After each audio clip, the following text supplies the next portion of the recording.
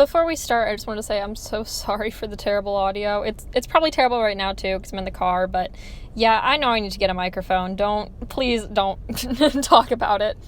Hello. It's back to another video. Today is, why does my voice sound weird? Today is our last creepypasta video. If you have not seen the three previous creepypasta videos from this October, I would definitely go watch them. They have nothing to do with this, by the way, so if you don't want to watch them, that's completely fine too. And we also did this last year, creepypasta readings. So this is the last one. I tried to pick something a little bit Halloween themed because I think this is coming out on like Tuesday or Wednesday and Halloween's on Saturday, so should be fun. I'll post a Halloween vlog too, so don't worry. Also, I want to clear this up. This is root beer, but it has water in it, so just know that it was a root beer thing. I've been using the same cup since yesterday. It's glass, it's cool, not wasting it.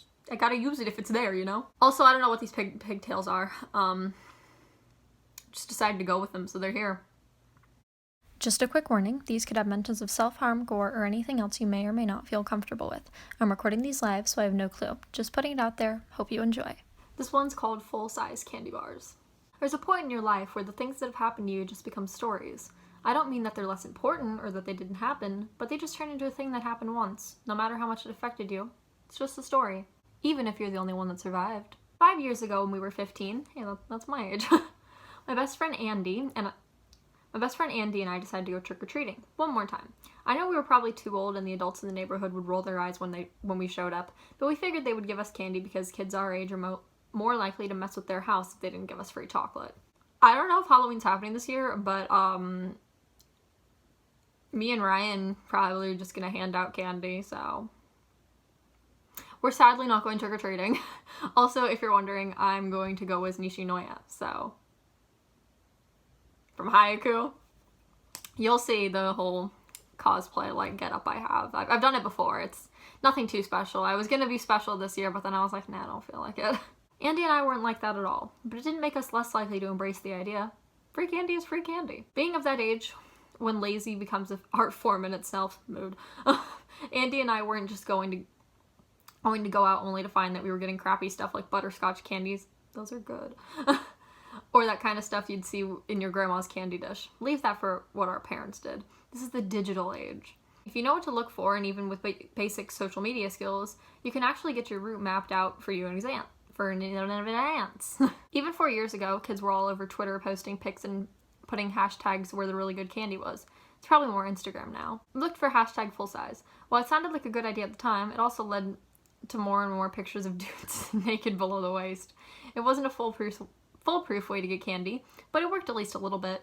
We were able to find a neighborhood not too far from Andy's house that had different stops with full-size candy bars. We each had 3 different masks, you know, the cheap, thin kind that gets held onto your head by an even cheaper and thinner piece of plastic or rubber band. They were only $1 a piece at the dollar store, and we got more than that back in chocolate just from the few houses. Sure, by the third time the parents got the clue, but what difference did it make? By the time we actually went out, only about an hour, I cannot speak, I'm so sorry. By the time we actually went out, only about an hour and a half had passed. Most of the houses were turning off their lights or blowing out the candles in their pumpkins. We went out a bit later than the kids because we were older, and of course that meant we couldn't be out at the same time as little kids. Andy was scrolling through Twitter trying to see if there were any other houses close by that we could hit up, but he wasn't having much luck. I was looking through what had turned out to be a pretty empty hall, and he nudged me with his elbow and held out his phone for me to see. "Hey, there's one more," he said, his voice muffled behind a white skeleton mask. I looked at the screen and saw a picture of 3 full-size Snicker bars on a picture with the hashtag full size. Andy scrolled his thumb against the screen and showed the address. It was about 2 miles away, which, where we lived, meant it was out in the middle of nowhere near the edge of the woods. "Dude," I said, "that's way out there. We couldn't get back before they go to bed." Andy shook his head. "Nah, check it out." He kept scrolling his thumb to all the people who had replied to the picture. No one was going out there. Everyone said it was too far away or too creepy or whatever. If they went through the trouble of getting full-size candy bars and barely anyone showed up, they're sure gonna wait up. I bet it's some lonely geezers who want people to remember they're alive. I hesitated. I really didn't want to go that far out. It was cold, and I watched as the thick clouds of breath came out from Andy's mask. 2 miles, I asked. Andy proceeded to goad me off with some of the more off-colored insults I've heard, none of which meant anything to me. until he pointed out that if no one was going there, then they would probably just give us a bunch of candy without needing to do the mask routine. Finally, I agreed. If nothing else, it would make for a good story. Me. We could make it even sound better. Maybe even live tweet it to see if people could make it go viral. We talked about doing that the entire walk there. How we could make it seem like we were in the middle of a creepy horror movie. Going up to the house, #creepy. There's some weird music playing inside, #what the fuck. What the fuck?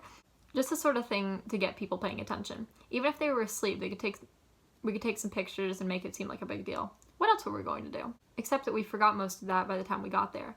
The house was even farther back in the woods than we thought. The start of the driveway seemed about a half mile from the road to the house, which was a slight bend in, so you couldn't really see the house beyond a light that was in one of the windows. We didn't stop at the road or anything that dramatic. We had been walking that far, and I think that as much as we had excited ourselves at the idea of a Twitter thing, we were also tired and just wanted to get candy and go home to watch scary movies. As long as the driveway was, it felt like a fast walk. I didn't take my eyes off the door from the moment we could see it. There was just one light on the side of the house. I think it was a garage light that had shown on the side window, so you couldn't really see anything. There was a carved pumpkin with a flickering flame on the stoop, but it was really poorly done. And there was a lock on the door. I don't mean like a deadlock, but one of those like 5-button things that you see attached to doors on houses that are for sale. See? Old people. They keep that on just in case they lock themselves out or anything. Andy said it in a tone that didn't sound all that sure, but it sounded good enough to me as my arm reached out to press the doorbell. The sound of the ding-dong had barely stopped when the door cracked open. Andy and I stood there, not a single word between us as we stared what we could only assume was a man in the doorway. He was about average height, a little overweight, but he was wearing this weird mask. It had squinted eyes and really fat cheeks and puckered mouth like it was trying to hold its breath. Behind the man was a single exposed red light bulb that backlit him. He was just standing there, wheezing with each breath behind the mask as he slowly turned back and forth looking at each of us. I'm not sure which one of us spoke first, but eventually we had remembered to say trick or treat. The man stood there for at least another minute looking back and forth between Andy's skull mask and my fox mask before turning around and walking deeper into the house. There's not a lot of commas in this one, so I'm just like, run on sentencing it. Andy and I looked at each other. Even though we couldn't see his eyes, I imagine they'd had the same confused, terrified look at... What? Andy and I looked at each other. Even though I couldn't see his eyes, I imagined they had the same confused, terrified look as mine. When we looked back, I could see the man pick up a box of candy bars. As he slowly turned back to the door, his arm hit a railing and he grunted as the box flew out of his hand, the candy bars spilling around on the ground. A few actually slid within the foot of a door. The man grunted and cursed as he bent over to pick them up. Andy and I didn't move from where we were on the front step until the man turned around. He was on his hands and knees picking up candy bars, and Andy nudged me, pointing at the candy bar just inside the door. I think I shook my head, but I can't remember. A moment of panic overtaking me as I just wanted to leave, so I reached inside the door to grab the candy. The man's back was still turned, and I knew I could just grab a bar and we could take off running. Splitting up if we needed to. Why would he chase us? I had no idea, but we were pretty worked up at that point. It all happened in a matter of seconds. As my hand touched the smooth, cool wrapper of the candy bar, I felt a Vince grip clip. My voice. I felt a vice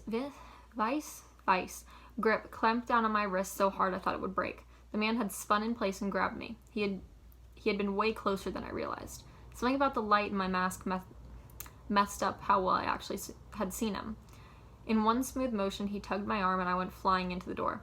But as soon as he pulled me past him, my body falling to the ground like a lump, he lunged at Andy. Something flashed in his hands. Andy had turned to run, and suddenly crumpled to the ground. The man stood over him, still breathing insanely loud, his breath a cloud in front of his face. I was trying to get up as I turned and saw what was in his hand. A taser. That was the last thing I remember before waking up outside of his house. My body ached and my head was killing me. My face was cold too. I realized that I wasn't wearing my mask. I looked around desperately for Andy, but I was all alone. The front door of the house was closed. The pumpkin was gone off the front step. The lights were off. I scrambled to grab my phone, but that was gone too. I was just about to start running when the panic shifted me and I realized that Andy might be in the house still. Yeah, he could have run away, but what if he didn't? As quietly as I could, I went around the house trying to look in the darkened windows, but I couldn't see anything.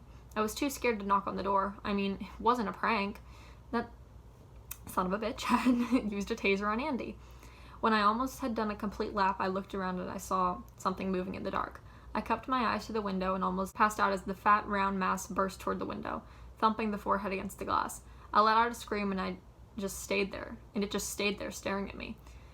Then I looked down inside. Next to him, I watched as something white lifted into view. It was a skeleton mask. Andy's skeleton mask. There was something splattered on it. Something red. I ran. I ran until my legs gave out and I tumbled against the first house I found that had lights on. I was gasping and crying and begging them to call the police. By the time the police got out to the house, there was nothing there. No man, no Andy. All they found was a splintered door frame from where the back of the house had been kicked in. I hadn't even noticed that in the dark. If I had, maybe I could have done something instead of running away like a coward. I later learned that the lock was on the door because the house had been foreclosed on a week prior. The Twitter account that Andy and I had found was a week old as well. If we had bothered to look, we could have seen the account followed over 1,000 people and had only 15 followers. All the tweets were retweets from other legit accounts except for the picture of the candy bars. It was registered in the name of a kid who went to a nearby middle school, but that was just a lie to throw people off. To lure someone in, and it worked. I cried a lot. I cried as I told the strangers whose house I ran into and what happened, begging them to call the cops. I cried when I told the cops and my parents what happened. I cried as I tried to understand why any of it happened, why he'd let me go, why he only took Andy. It had been 5 years since Andy disappeared and there's been nothing, no response. Every year I sit on Twitter and try to look up the hashtag full size, checking everything out, making sure it wasn't a lie or a lure. I called the police more than a few times thinking I'd found the guy. But mostly I'm just looking for my friend, so I could stop telling this story and start living my life again. The life that I lost the day Andy disappeared. All for a full-size candy bar. That's it! My phone just glitched really weird too, so that's great. I'm gonna put up who it's written by right over here, because I'm not sure how to say their name, but pretty cool story. Hope you guys enjoyed this whole series. We'll be doing this again next year.